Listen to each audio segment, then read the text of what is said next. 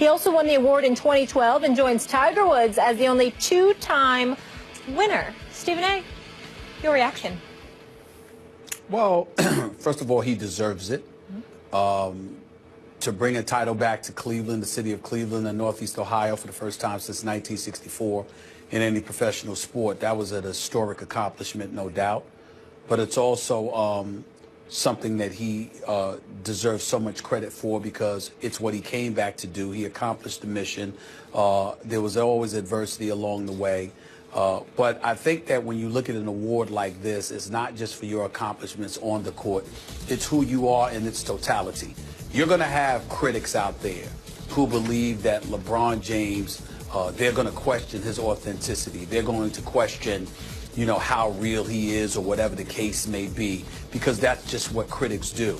But what they're failing to realize if they do that is truly appreciating the impact and the magnitude of the impact that he has.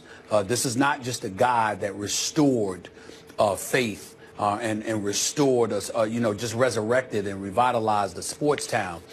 This is a guy that had money poured into the economy. This is a guy that's facilitating kids and inner city youth getting an education because through his foundation, he's facilitating thousands of kids ultimately being able to receive the education. And no matter what you want to say about him, no matter what you think about him, no matter what people will try to come forth and say about him, in the end, you must judge two things. A, his deeds, and two, the undeniable impact that it has. This guy is a role model. When we look at guys and how they conduct themselves on far too many occasions, we see the wrong kind of stories. A lot of them are out there doing the right things, but rarely have you seen a global iconic figure of this magnitude in LeBron James, who has taken it upon himself to tackle the issues that he has tackled, to take the positions that he has taken, to be public with it, to open himself up to scrutiny because of it, and to be willing to do so anyway. So for him to receive this award, I think it's incredibly special. I think he deserves it. And I think it's just another, you know, example of why he is considered the best on the planet. As you know, just overall, we should all be proud of him.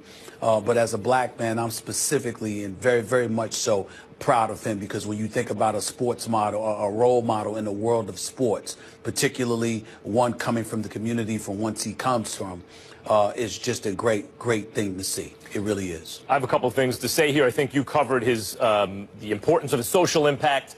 And I've always thought about LeBron, when you have that kind of talent, oftentimes it winds up isolating the individual. And LeBron has always used, from a young age, it seems to me, his talent to uplift those around him. He hasn't allowed it to isolate him. It even comes out in his play as he was coming up. It's like Magic Johnson and Michael Jordan had a baby, right?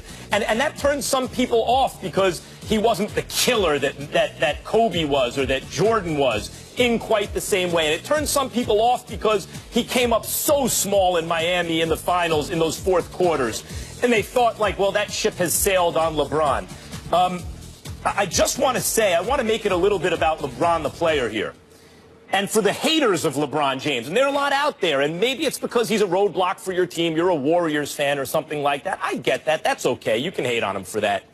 But I mean for everyone else. It's weird how we develop these allegiances to certain athletes out of market. They don't play for our team. They're just stars. And we hate on others. Like, who knows why? They rub you the wrong way, or they come up small in the finals, or you think they get too much attention on the way up, or you're a Kobe fan and you don't like LeBron at a certain point starting to take his shine. Whatever that is that has you hating on LeBron, again, unless he's a roadblock, you know, you're a Warriors fan or something like that, just give it up. Don't do it because there's no future in fronting. And the main thing is, you're just hurting yourself. I've experienced this. When I was a kid, there were athletes I hated on irrationally. We all have this as sports fans. And one day, you know what happens? They're not there anymore. And you missed it. You didn't get to enjoy it. I just want to talk to the irrational LeBron haters out there, especially the younger people who haven't experienced like a generation of athletes yet. Enjoy this. Don't hate on the guy. Try to get over it. Don't front on him because the only person you're hurting is yourself. This guy is amazing. Well, let me close it by saying this, Max. The reason why you bring up one's blackness in my instance is that we saw Tiger Woods as a two-time winner under there. Tiger Woods is the greatest golfer I've ever seen. He's probably the greatest ever. He's accomplished tremendous things. He was also an individual that publicly tried to disassociate himself from his own blackness. And that's something that resonates with the black community. I'm not asking you that. I'm telling you. LeBron James never tried to do that. Not one time. He is unapologetically himself. He is somebody that embraces himself, his culture. He remembers where he comes from. And that's the level of pride that somebody like me can sit on national television and fully appreciate. I thank him for that. Nobody's perfect, and I'm quite sure there are things that I'll be critical about him watching his basketball play. But make no mistake about it, I have profound respect and admiration and appreciation for what he means to basketball and what he means to our community and what he means to this world as a global sports iconic figure. This is a special, special man. It is irrational to feel any way else about LeBron. It's not rational. I heard you. Don't hurt yourself. We're telling those people out there. And unlike our earlier MVP debate, this one, absolutely a no-brainer. I want to stay in the association now, though, guys. Two of the NBA's best young stars each put on a show last night in Minnesota. Last year's #1 overall pick, Karl Anthony Towns, scored 47 points and posted 18 rebounds, while the #4 overall pick from 2015, Kristaps Porzingis, had 29 points and 8 rebounds. Hotline Zing squad got the best of Towns as the Knicks pulled out the 106-104 victory. Max, who would you rather have moving forward, Towns or Porzingis? The answer is Kristaps Porzingis. Really? Now, Karl Anthony Towns is a better player right now, all that stuff. I'll leave that to you, Stephen A., if you want to argue that. Here's the bottom line about Kristaps Porzingis. He is the kind of player that in a couple of years, the Eastern Conference, going into every single offseason, every single GM in the Eastern Conference is going to be faced with the same question. How do we deal with Porzingis? He is 7'3" and can shoot the three this year. It's only his second season at a 40% clip. He can play defense. He can control the paint. He can step out on guys. I mean, he can close out on shooters. He can put the ball on the floor against any big man, any center, facing up. He can do all kinds of things that no one who's ever lived at that height can do. No one who has ever lived at that height can do. And Karl Anthony Towns, amazing overall talent, the whole thing. And strategically, I get it. He's a souped-up Draymond Green, way souped up, and the Western Conference is going to have to deal with him.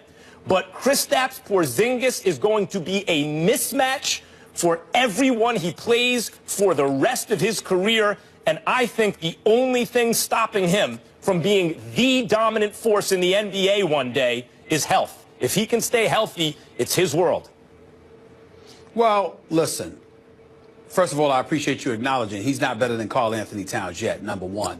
#2, Kristaps Porzingis is somebody, listen, I jumped all over Phil Jackson when he drafted the guy, but it's because I had never seen him, and Phil Jackson was talking about how he's a project for 3 or 4 years. So people thought I was attacking the player, and I wasn't doing any such thing. I was simply going by Phil Jackson's words that it's going to take 3 or 4 years for this guy to develop, and I was like, who the hell said the Knicks got 3 or 4 years? That was what I was attacking. But having said all of that, let's be clear. Karl Anthony Towns is a stud. He is 7 feet. It ain't like he's some 6-foot guard or something like that. Yeah, Porzingis is 7'3", but Karl Anthony Towns is 7 feet. He can play with his back to the basket. Porzingis really can't. He can shoot. He can get his shot off, no question about it. I love the fact that Porzingis also blocks shots, but Karl Anthony Towns can do it all. He was a guy that was considered relatively soft in high school because he was too busy shooting jumpers, and then he went to Kentucky, and Calipari made it clear to him, you better not shoot any damn jumpers when you here. We're going to put your behind down low. And he helped that boy develop a post game, which is why he ended up being the #1 overall pick. Karl Anthony Towns is somebody I slept on as well. This brother's legit. He's big time. He's a go-to guy. He's a #1 offensive option. And the same arguments that you made in terms of teams in a conference having to watch out for him. How are we going to deal with this guy? This guy being able to guard, not just down low, but away from the perimeter. These are all things you could also say about Karl Anthony Towns. So what I would say to you is that considering that they're both the same age, that they both have youth on their side, that they're both 7 feet and above, I'm going to take the Karl Anthony Towns that can play with his back to the basket as well as facing the basket. He ain't the shooter that Porzingis is, no doubt about that. But he's pretty good. You know what it reminds me of, Stephen A? You know what it reminds me of? It's right up in the air, though. It's close. I agree. You know what it reminds me of in its way is Shaq and Olajuwon. I'm not saying that their games are exactly the same, but obviously in Porzingis and Shaq's case. But Olajuwon was the more complete player, the better player. I thought he was better than Shaq.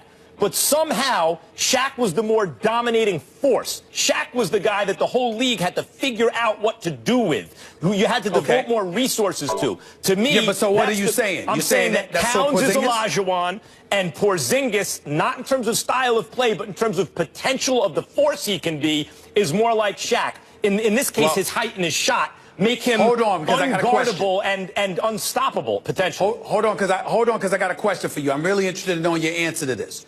You know I know that Shaq is the most dominant force of my lifetime. Right. Okay? That's what I consider Shaquille O'Neal to be. Sure. Shaquille O'Neal never won a title with Penny Hardaway. All right? Had Eddie Jones, Van Exel, and all of these boys. Couldn't win a title with them. Won a title with Kobe.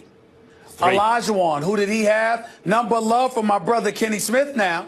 Okay? We appreciate Robert Horry. All right? We got Otis Thorpe. All right? Mario Ellie. Still love him to this very day. You know, but none of them were Kobe. So when we say Shaq and then we say Olajuwon, what I'm saying is we can't ignore it. But the flip side to it is that, excuse me, Olajuwon never had a Kobe. On the I know same Clyde page. Drexler jumped on the wagon later on, but I'm just saying the point is he had that Kobe. Stephen A, we're on the same page. That's why at the time, look, my late great brother Sam used to talk about this. When Jordan retired, it's like, okay, here's the parallel universe. Who is the best player in the world in a parallel universe without Michael Jordan? And was it Shaquille O'Neal? No, it was Hakeem Olajuwon. He was the best player in the universe, and Shaq was crew deep back then. Penny and all those guys in Orlando, and it didn't matter. They got destroyed. So I understand. That's what I'm saying. This is why it's a tough argument, because Karl Anthony Towns is more like the Olajuwon, not as physically freakish, but a better overall player. But in the end, who do you really want? The physical freak who you just can't stop, I think, here. I got it, but the difference is that the dominance in terms of Shaquille O'Neal, there was a huge discrepancy in terms of pure dominance, physical dominance between Shaq and Olajuwon. In the case of Karl Anthony Towns and Porzingis, I don't think that gap exists, and that's what I'm saying. Maybe 7'3", though, brother. 7'3". Oh. Guys, he's open all day at every point. Gentlemen, we got to move on. Cam Newton enjoyed the Panthers' run last year, and you don't want to miss what Richard Sherman had to say about Carolina's struggles this season. And later, Cowboys play tonight, which means 3 extra days of rest.